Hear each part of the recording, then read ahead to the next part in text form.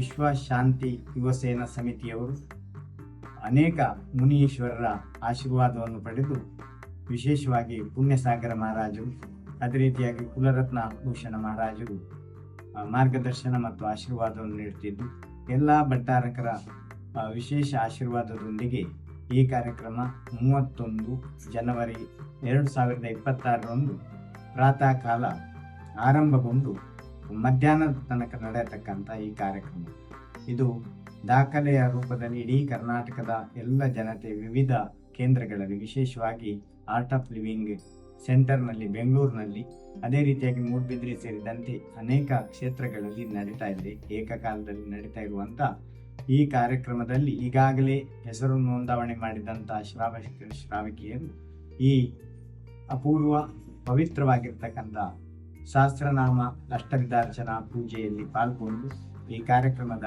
ಯಶಸ್ವಿಗೆ ಸಹಕರಿಸಬೇಕಾಗಿ ಅಪೇಕ್ಷೆ ಮಾಡ್ತೇವೆ.